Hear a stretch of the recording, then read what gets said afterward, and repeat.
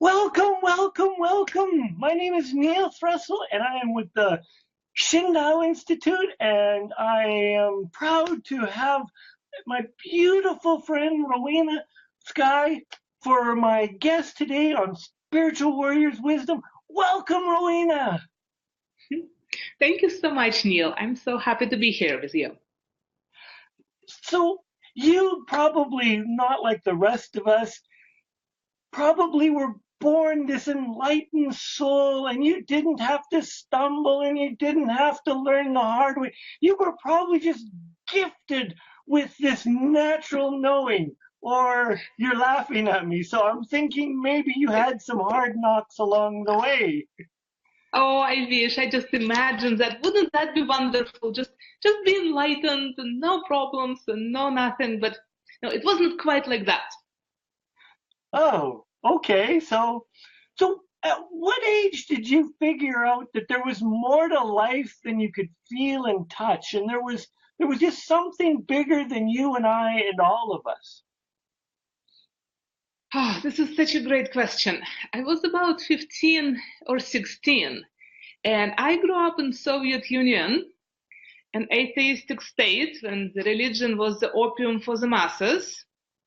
So there was no God. There was really no spirituality. There was a communist party, and that was pretty much it. So luckily, Soviet Union fell apart, and with that, what became available is the information about different religions, different spiritual systems, yoga, Osho, and I was so hungry for all of that information. I was reading everything I could find. In Soviet Union time, even books on yoga were not available.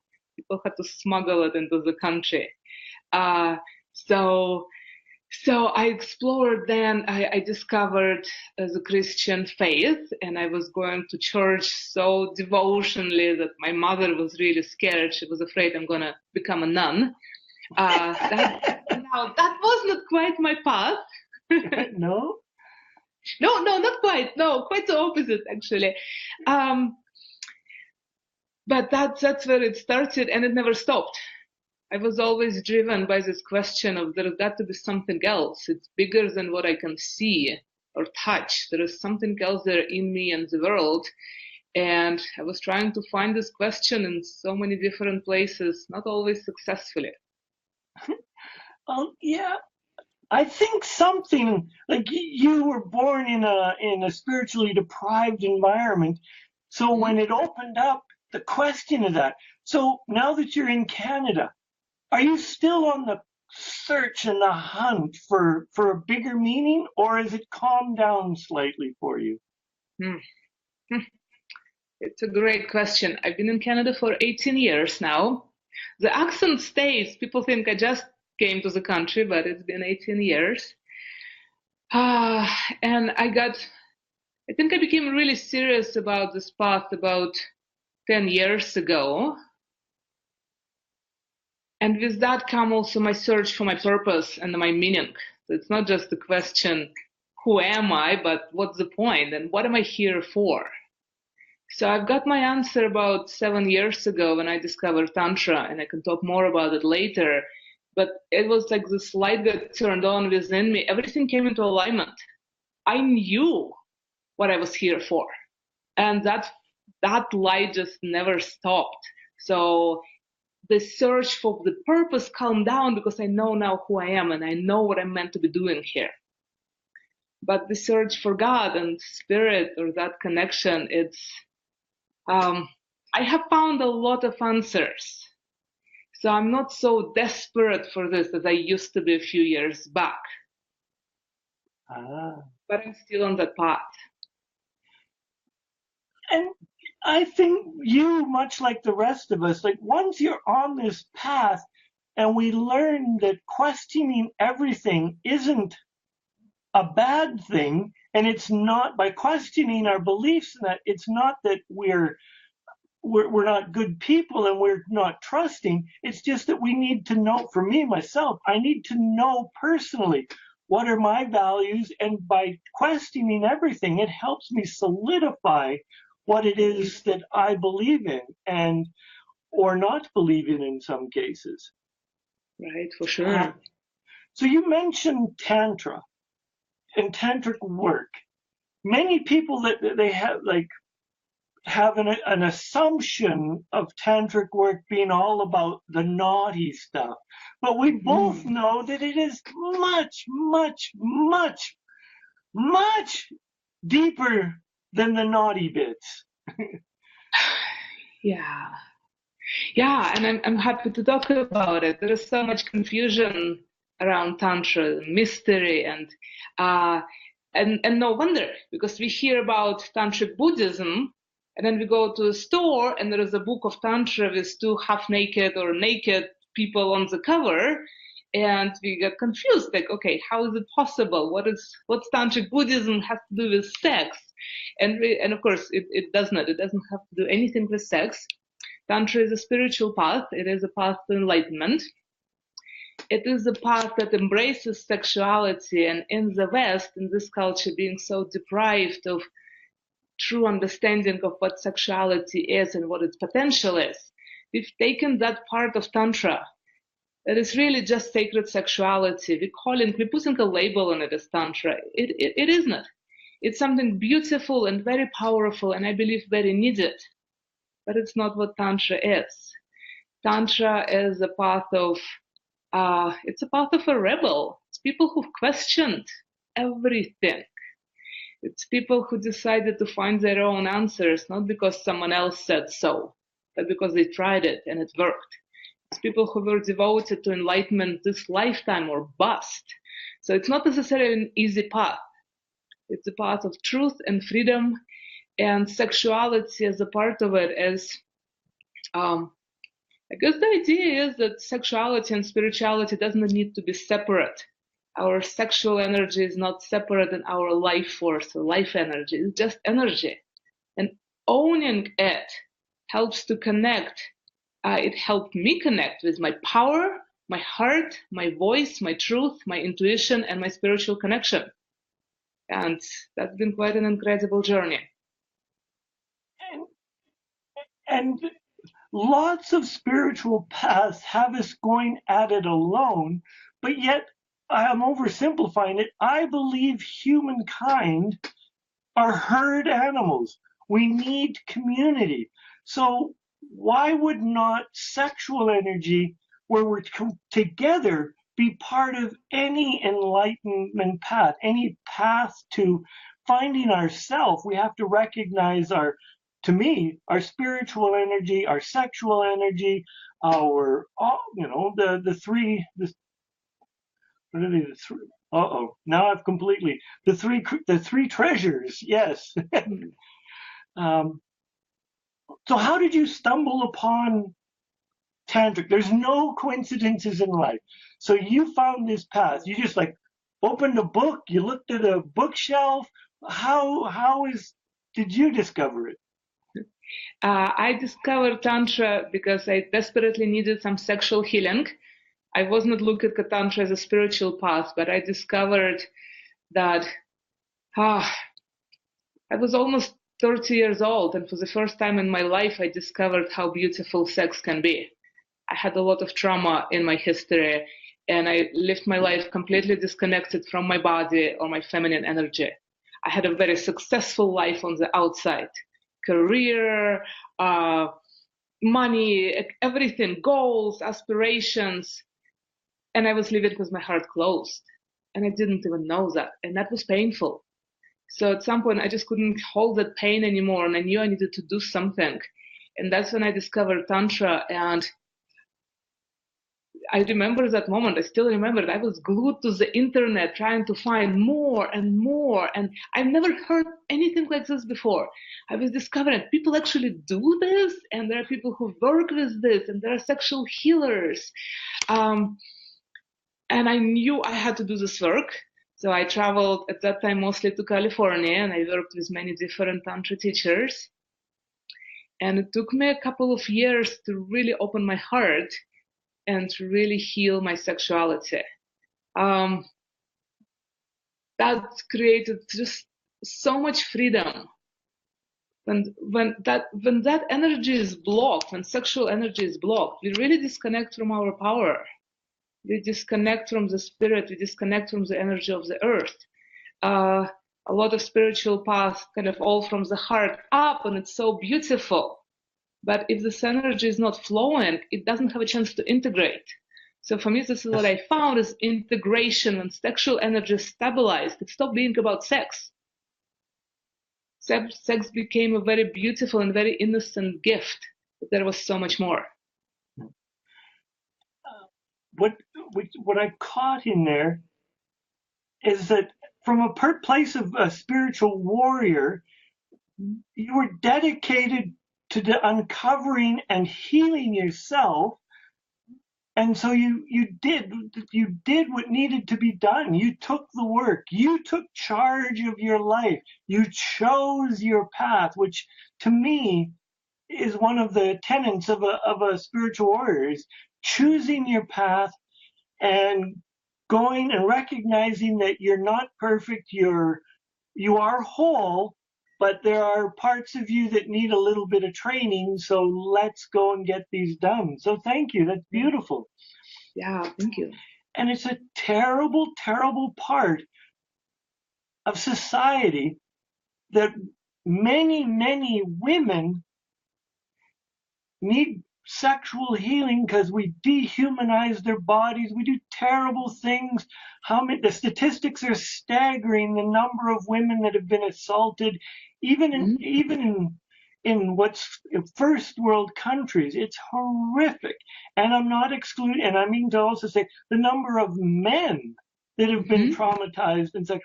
So it's sexual work, sexual healing needs to be part of anyone's and everyone's healing journey. That's right. You're absolutely right. It's kind of crazy how advanced we are in technology and so many other areas in the society, but relationships or sexuality or heart, we're not doing quite as well in those areas. Because in a normal world, I wouldn't have to do what I do. In normal world, the sexuality would be accepted and celebrated. We wouldn't have to have so much healing, and there wouldn't be so much misunderstanding and confusion around it. And it's interesting because if you go into many of the European nations, sex is talked about, sex education is shared, but in North America, it's hidden. We can see more violence and people getting killed on a 7 p.m. TV show, but heaven forbid if we happen to show a woman's breasts. Like, this is it. They get fined and shut down. This is not a good thing. It's not a healthy thing. No, it is not. You're right. No. So you've done this tantric path. For a person that's just, if they have this kind of, they need some kind of sexual healing energy. What are some of the things, easy things, well, nothing's easy, but what are some of the things that a person can do? Do you have any tips that you could help us out with? That's a great question. Oh, I would love to. Let me think. Well, the biggest thing I want to share is the practice of pleasure and finding your pleasure. Pleasure or joy, and I don't mean necessarily sexual pleasure. It's just a pleasure of taking a sip of water, a pleasure of feeling the sun on your skin when you're outside, or the wind. And people, I give this practice to every client who come and work with me, and you wouldn't believe how many people say, oh no, I didn't have time, I couldn't really do this. When all I'm asking them, find their pleasure 3 times a day for 30 seconds each. It's a minute and a half out of your day, and people still tell me, no, I didn't have time. Or people don't understand how powerful it can be, but it becomes a meditation, and it brings us into this moment, into our body. The body does not lie.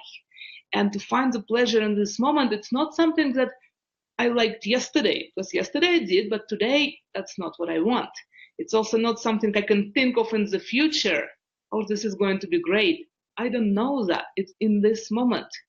And the body, it's self-love in action. And the body starts realizing, oh, you're really listening to me. Yes, I do. I can ask myself, what will give me joy? And I love this word, self-love in action. And it starts so simple, but it creates a very different relationship with ourselves through joy and pleasure, and not the no pain, no gain approach. Yeah. And for those that are listening, one of the easiest ways to do this is if you like chocolate, get your favorite piece of chocolate. And before you take a bite, close your eyes and just get present to the moment. And then take a tiny, tiny taste. But keep your eyes closed so that you're fully involved in this experience. Oh, I can feel it. I love how you're talking about it. You're exactly right. Being fully involved with all of the senses. Nothing else matters. And it helps to rewire the brain, because the way our brain functions, it focuses on the negative stuff, like Velcro, but the positive stuff go through like on Teflon. It does not stick. And I've read we need 5 to 30 times more of positive things to offset one negative thing of equal value. So it's not one to one. If you think of it, if someone gives you a compliment, but someone also criticizes you in the same way, the compliment, like, okay, well, that's nice, whatever. But the criticism, we're running in our mind over and over and over again. We remember it days, weeks, or months, or sometimes years later. So I want to offset all of that, and we can find it through pleasure. Yeah. So if our viewers wanted to get a hold of you because they may have some sexual issues, or they just love your energy and want to know more about your work, what are the best, excuse me, what is the best way to get a hold of you? Oh, the best way is probably my website. It's a great start, and it's www.rovena, Rovena, Skye, Skye.com. Or Facebook, that's another great way to connect with me. I'm very active on social media. I'm an activist. I share so much about Tantra and relationship tools, and a lot about spirituality as well. And I have a pretty unique name. So again, it's Rovena Skye, Skye. For people who are in Calgary, I have a meetup group. It's Calgary Tantra, because I also do a lot of events and workshops. And I've built an amazing community here in Calgary of like-minded people. And that you have. I've been blessed. And I mean it. I have been blessed. I believe that we don't touch enough, and you probably would agree that the average person doesn't touch enough. So one of the beautiful things that I attended that Rovena facilitated was something called a cuddle party. Now, don't, Facebook people, do not freak out. It's nothing sexual, but it's an opportunity to share touch. I love it. I absolutely loved it. I've been doing cuddle parties for 5 years. It's been such a gift. And people wonder, well, what do people do? Do people just come and cuddle with strangers? Well, first of all, you don't have to do anything you don't want to ever. But the most important thing is they stop being strangers, just people you have not met yet. And will create space for people to really deeply, profoundly connect with each other, bypassing the small talk and this whole thing. How are you? I'm great. Well, how are you? I'm great. And people walk by each other having no idea what's really going on. We connect from the heart authentically, and it's beautiful. And you're right, we absolutely need touch. We admit in this society that babies need touch to survive and to thrive. But we think for adults, well, we're tough, we're strong, we don't really need it. But we do. It is a human need, and it's a beautiful need. And creating a safe and sacred space where people can connect like this, I just am incredibly grateful to be able to share that with thousands of people.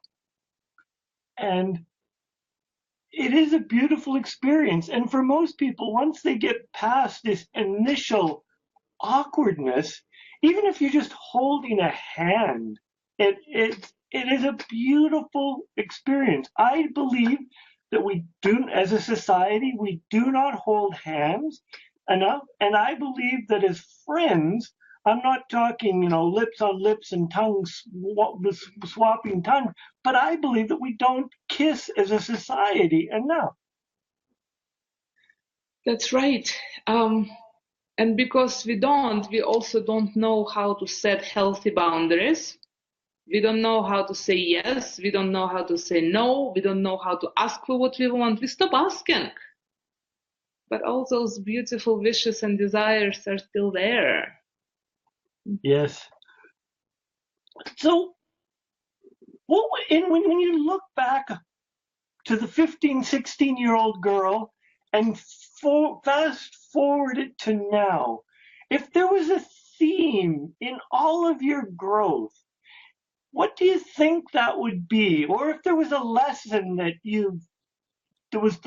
that followed the whole thread through, what do you think that would be? Hmm. I'm going to say that it was always love. It was always love, and that's all I wanted to do, is to love. And for the longest time, I was also very shut down, and my heart was completely shut down. And when I opened my heart, when I connected with my purpose, I realized that what I want to do is to love and inspire people. And like, I still smile when I talk about it, because love, that's what I want to do. And that's what I want to share. Because this is not just something that we want to give or receive. This is also who we are. It's pure Yes. love. And the space that I want to hold is that space of pure love, where people can access that with anybody. We just sometimes don't know how. Yes. And to me, those are words to my ears, because the Shin is heart, Tao is the way.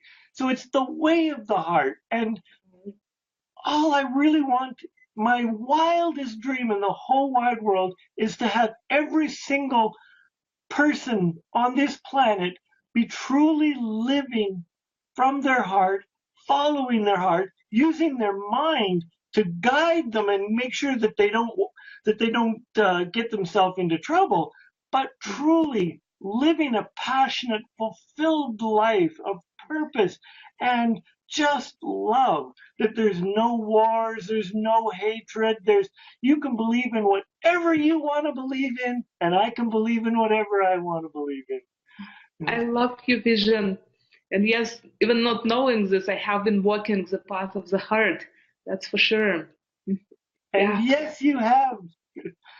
Because I've been blessed. A couple years ago, we a few friends in Rowena came, and we just wandered off to a place called the Quantum Leap Lodge in Golden, and we just immersed ourselves in nature, an entire decadence of doing nothing but spending time in each other's company, and it was beautiful.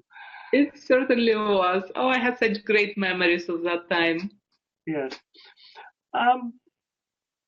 So we've still got some time. So if I'm just starting out on my spiritual path, and from a place of your wisdom and what you've learned, how would you encourage, or what would you encourage people to do to help them uncover their path? This is such a great question. Well, and what's coming up for me is that I remember when I was still working in the corporate world, and I was always very active physically. I was doing triathlons and half marathons. I was doing the craziest cross-country ski races. And people were always asking me, like, what is it that you do? And they wanted to be like me. But the thing is, it doesn't work for them to be like me. I was doing something that I loved, and that's why it worked. I was not forcing myself. And I loved cross-country skiing, and I really did not like downhill skiing, for example. No offense to people who love it, but I found something that was me. So my advice was always for people to find the type of sports or activity that they would love. Otherwise, no one's going to do it. And the same thing with spirituality. I think there are so many quite rigid paths where it's this way or nothing else. And I see a lot of people who are struggling to fit themselves in that box, but if it's not who they are, if it does not resonate, nothing good is going to come out of it, even if the path itself is beautiful. But there is more, I truly believe there is more than one path to the top of the mountain. And I will never say that Tantra is for everybody. That's simply not true, not for everybody. But come and try and see if it works or it resonates, and if it does, great. And if it does not, find something else that does. Yes. It's I see so many people trying to start with meditation and they're forcing themselves into something that takes them hours and it just does not work. Well, they love doing something else, but they don't believe that could be spiritual. Taking a walk in nature could be a spiritual path. Dance or ecstatic dance or yoga could be a spiritual path. There is very different versions. Masculine and feminine versions of enlightenment look very different. Yes. And that's one thing that I'm quite passionate about, because it's not better or worse, it's just different. And we often don't understand, and we think, well, why can't you be more like me? But it's a beauty of life that, no, you're not like me. You found your path and I found mine, and we can share and figure out something together. So I guess that's it. It's finding something that works, and don't give up until you find that one thing. Your heart will know. There is no doubts. When you know, you know. Yes. One of the things that I share, that if a person doesn't know their purpose, well, then your purpose is to find out your purpose. Oh, this is so true. Yes, I want to say something about this. Because often in tantric training, a lot of it is about masculine and feminine and the polarities. But it is the masculine and feminine within. It has nothing to do with our gender. It's the word yin and yang works better because it's something within all of us. So there is a lot of teachings and a lot of wisdom about the masculine energy of the purpose and the direction, and how important it is for men to find their purpose. Well, it's just as important, in my mind, it's just as important for women to find their purpose. The purpose doesn't have to be save the whole world. It could be wake up every day happy, and that's your purpose. And maybe you brighten someone else's life in that day, right? That's enough. That's more than enough. But when I took about 6 months to really find my purpose, but I was on it every single day. I was wake up with the thought, well, what is it? I don't know. I'm going to find out. And I was not giving up. I was taking courses. I was reading books. I was meditating on it. I figured out my purpose in the shower, of all places. And it became so painfully clear. Like, how could I not see it before? How could I possibly not see it before? But I didn't. I had to take that much time. And the moment that I did, that's it. Everything fell into place. You're talking about meditation, and yeah, there are so many different forms of meditation, but it's going to sound silly, but a shower as a practice can be meditative, and you got your answer in the shower. Well, they say all the best ideas sometimes come in the shower. Yes. So we're almost out of time. So once again, what would be the best way for people to get a hold of you? My website, www.rovenaskye.com, ROVENASKYE.com. Google my name. You can connect with me on Facebook. For people in Calgary, come and check out events in the community. I do a lot of very different events, from some sensual events, some events about sexual education, profound sexual education. Most of this information people just never heard of. I love sharing it. Even with couples who've been together for 20 years, like, wow, we haven't learned this before. It's life-changing. I also do events that has nothing to do with sexuality, and it's spiritual events. I tried to do this or this, and it did not work for me. I needed to do both. So that's Meetup, Calgary Tantra, or Facebook. I have a page also called Calgary Tantra, and I would love to connect with you. And if you have any questions, feel free to ask me. If you want to come to an event, most of the people feel nervous. I get messages every day. I'm so nervous, but I want to come. And then they come, and 5 minutes later, they think like, why did I ever even, why have I waited so long? Yeah. And yeah, it's one of the things that I love about Rovena is that yes, she will put you at ease, and she's got such beautiful energy. So I want to thank you, thank you, thank you for being part of our show today, and I look forward to connecting with you soon. Absolutely. Thank you so much for inviting me. I had so much fun talking with you and connecting. Okay.